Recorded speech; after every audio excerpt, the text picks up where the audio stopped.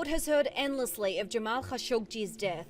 As a respected and popular journalist, he left Saudi Arabia to write freely on issues in his country. But who was he before he came to prominence? Born in Medina in 1958, Khashoggi would have turned 60 on October 13. He grew up in Medina before attending Indiana State University, where he graduated in 1983. He then worked for multiple prominent Saudi newspapers, and between the 1980s and 1990s covered conflicts in Afghanistan, Algeria and Kuwait. He was also one of the few to interview Osama bin Laden when he was a guerrilla fighter in the 1980s, supported by the US. He headed Al Watan newspaper twice and was sacked both times. Aftermath, Khashoggi moved to London and worked as a media advisor to Prince Turki Al Faisal at the Saudi embassy. He relocated with the prince when he moved to Washington, D.C.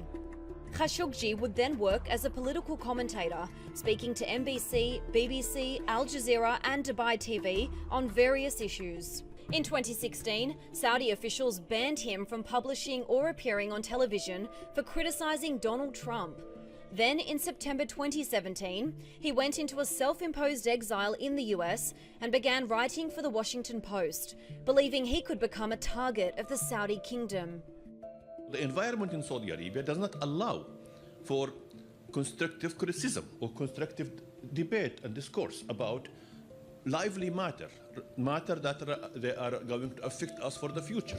Although Jamal Khashoggi had voiced concerns about Saudi Arabia's crackdown on freedom of expression, he never introduced himself as an opposition figure. أنا لست معارضا إنما مؤيدا لها ومعززا لدورها في العالم. Soon after he left, Saudi officials began arresting activists and writers, and Khashoggi didn't stay silent.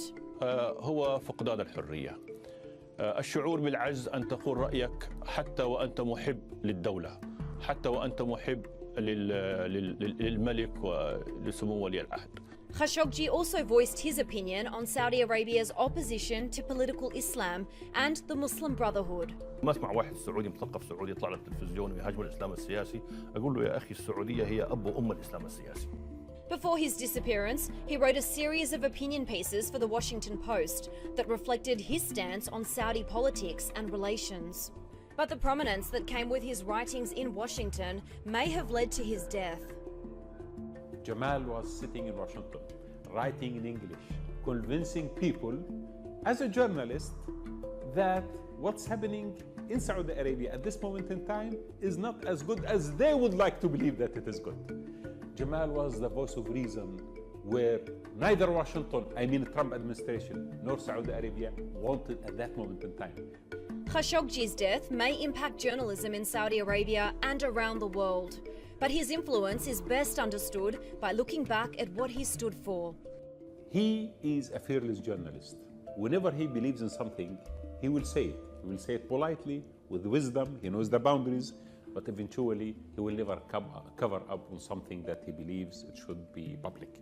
This is why Jamal was a great human being and he was a great journalist at the same time.